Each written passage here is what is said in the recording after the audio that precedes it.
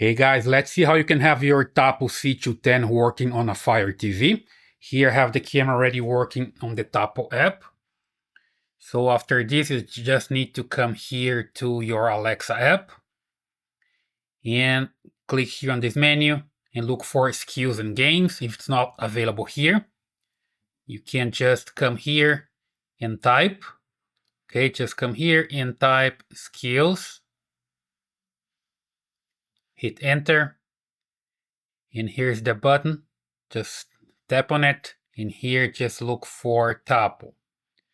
Just enter here, Tapo, search, and I'm gonna find the skill for Tapo, okay?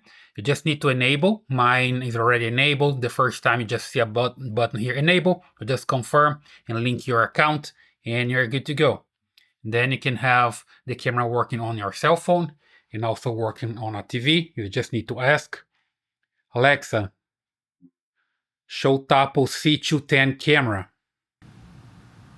Okay.